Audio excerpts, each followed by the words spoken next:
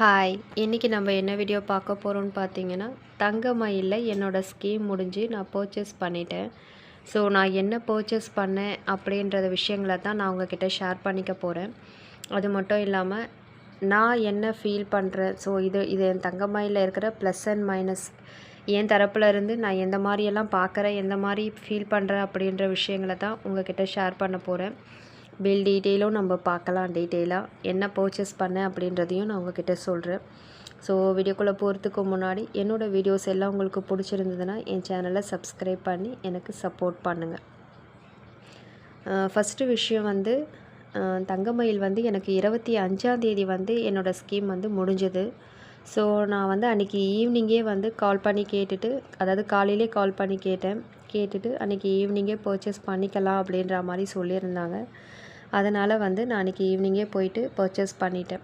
So நான் எந்த பிரான்ச்சுக்கு போனேன்னு பார்த்தீங்கன்னா, விருகம்பாக்கம் பிரான்ச். நான் இருக்கிற இடத்துலேருந்து ஒரு 15-20 மினிட்ஸில் வந்து அந்த பிரான்ச்சுக்கு போயிடலாம்.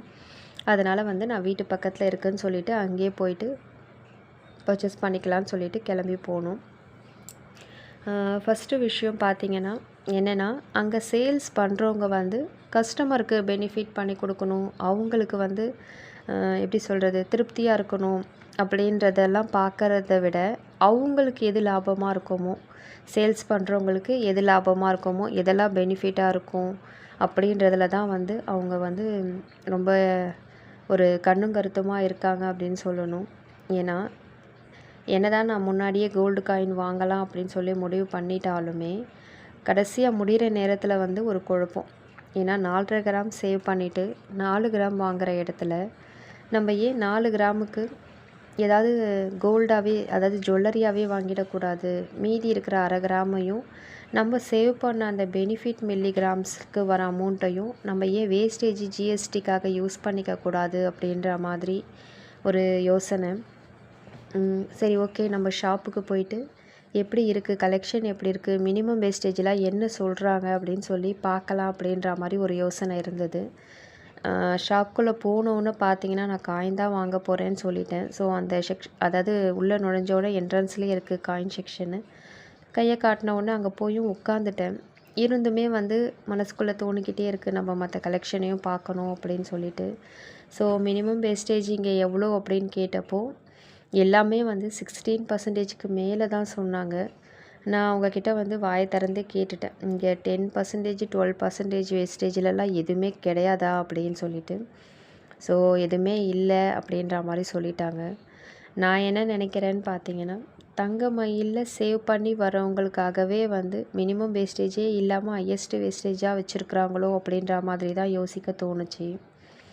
ஏன்னா நம்ம 100 ரூபாயிலேருந்து தங்கம் சேவ் பண்ணுறோம். ஸோ அவங்க கொடுக்குற இந்த பெனிஃபிட்டை தவிர்த்து வேறு எந்த ஒரு பெனிஃபிட்டுமே டிஜிகோல்டு மூலமாக பர்ச்சேஸ் பண்ணுறவங்களுக்கு கிடைக்கக்கூடாது அப்படின்றதில் ரொம்ப உஷாராக இருக்காங்களோ அப்படின்ற மாதிரி தான் ஒரு எண்ணம் மனசுக்குள்ளே வந்தது.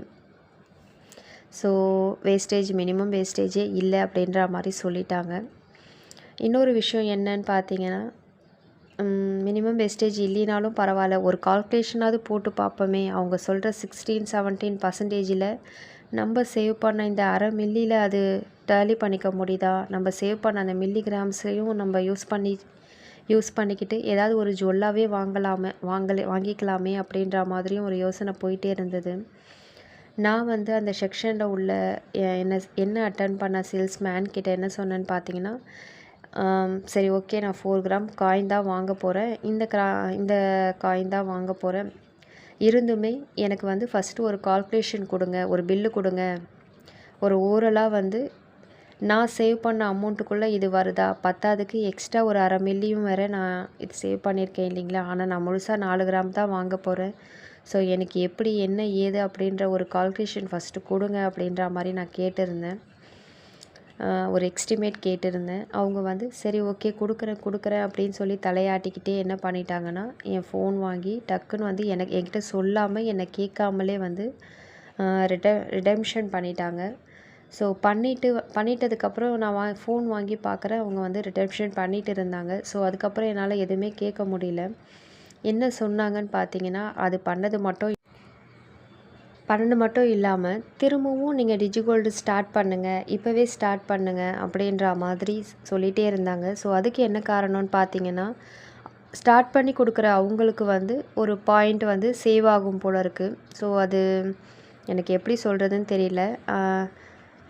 அதனால் வந்து அந்த பாயிண்ட்ஸ்க்காக வந்து நீங்கள் இப்போவே ஸ்டார்ட் பண்ணுங்கள் அப்படின்னு சொல்லி சொன்னாங்க. ஸோ எனக்கு பாயிண்ட்ஸ் கிடைக்கும். நீங்கள் வேறு யார் மூலமாக ஸ்டார்ட் பண்ணிங்கன்னா அவங்களுக்கு அந்த பாயிண்ட்ஸ் போயிடும் அப்படின்ற மாதிரி அவங்க வாயை திறந்தே சொன்னாங்க.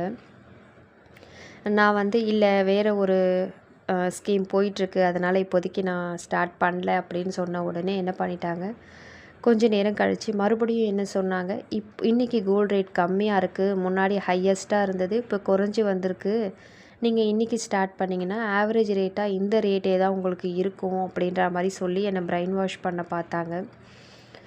ஸோ நான் வந்து எதுக்குமே கன்வின்ஸ் ஆகலை. இல்லை இருக்கட்டும், ஏன்னா நான் வேறு ஒரு விஷயங்களெல்லாம் வந்து தெரிஞ்சுக்கிட்டு அதுக்கப்புறம் ஸ்டார்ட் பண்ணணும் அப்படின்ற மாதிரி ஒரு ஐடியாவில் இருந்தேன்.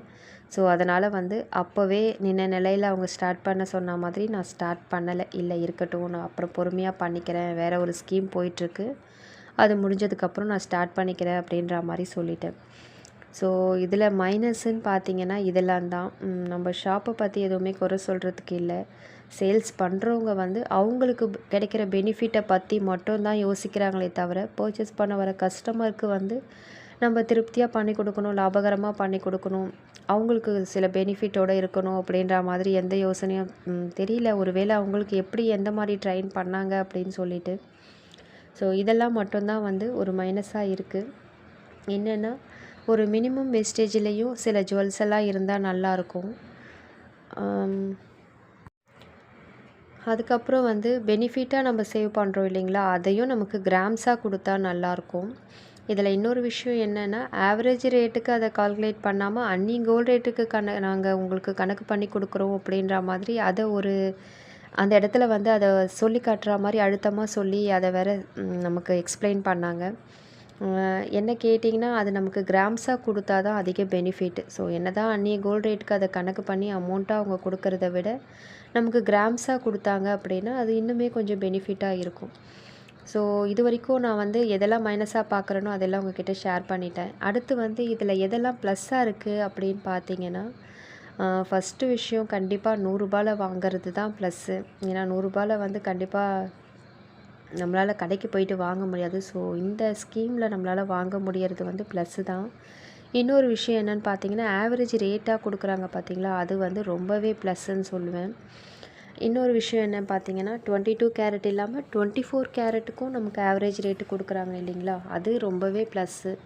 ஏன்னா அன்னிய நம்ம பர்ச்சேஸ் பண்ண போகிறப்போ இருக்கிற 24 கேரட் வாங்குறத நம்ம கம்பேர் பண்ணி பார்க்கும்போது ஆவரேஜ் ரேட்டுக்கு நம்ம வாங்குறது வந்து ரொம்ப ரொம்ப ப்ளஸ்ஸாகவே இருக்குது. ஸோ கோல்டு ரேட் வந்து நாளுக்கு நாள் ஏறிக்கிட்டே போகுது இல்லைங்களா, எல்லாத்தையும் நம்ம மைனஸ் எல்லாம் யோசித்து பார்த்துட்டு எதையுமே பண்ணாமல் விடுறத விட நமக்கு எது சின்ன சின்ன விஷயங்களில் லாபம் கிடைக்கிது அப்படின்றத யோசித்து பார்த்துட்டு இந்த ஸ்கீம் மூலமாகவும் நம்ம கண்டிப்பாக பர்ச்சேஸ் பண்ணுறது வந்து நமக்கு ரொம்பவே லாபமாக இருக்குது அப்படின்ற மாதிரி தான் யோசிக்க தோணுது. சேவ் பண்ணுறதுக்கு கஷ்டமாக இல்லை, எந்த ஒரு கமிட்மெண்ட்டும் கிடையாது. ஸோ நம்ம ஒரு ஜாலியாக சேவ் பண்ணுற மாதிரி இருக்குது. போகிற போக்கில் சேவ் பண்ணுறதே தெரியல அப்படின்ற மாதிரி என்ன பண்ணுறோம், எப்படி சேவ் பண்ணுறோம், ஸோ எவ்வளோ அமௌண்ட்டு கட்டுறோம் அப்படின்ற மாதிரி ஒரு பாரமே இல்லாத ஒரு ஜாலியான ஒரு சேவிங்ஸ் அப்படின்ற மாதிரி தான் ஒரு ஃபீலிங் வந்து சீரியஸாகவே எனக்கு இருந்தது. நான் வந்து நினச்சி கூட பார்க்கல என்னால் 4 கிராம் சேவ் பண்ண முடியும் அப்படின்னு சொல்லிட்டு. ஸோ நான் வந்து 1 கிராம் 2 கிராம் ஒரு வருஷத்தில் கண்டிப்பாக நம்ம சேவ் பண்ணலாம் அப்படின்ற மாதிரி தான் முதல்ல யோசித்து வச்சுருந்தேன். ஏன்னா வீட்டில் காசு சேர்த்து வச்சா கூட ஒரு வருஷத்தில் 1 கிராமோ 2 கிராமோ வாங்க முடியறது கிடையாது. ஆனால் அந்த மைண்ட் செட்டில் தான் வந்து 1 கிராமோ 2 கிராமோ இதில் எப்படியாவது சேவ் பண்ணிடலாம் அப்படின்ற மாதிரி தான் முதல்ல நினச்சேன்.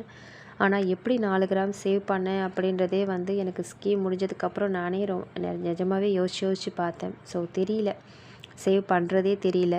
நமக்கு தெரியாமலே ஒரு சேவிங்ஸ் வந்து நமக்கு ஆட்டோமேட்டிக்காக வந்து இதில் நம்மளால் பழகிக்க முடியுது. தங்கமயில் டிஜிகோல்டில் ப்ளஸ் அண்ட் மைனஸாக நான் என்ன ஃபீல் பண்ணுறேனோ அதை உங்ககிட்ட ஷேர் பண்ணிட்டேன். ஸோ நான் என்ன பர்ச்சேஸ் பண்ணேன் அதோட பில் டீட்டெயில் எல்லாம் நெக்ஸ்ட் வீடியோவில் பார்க்கலாம்.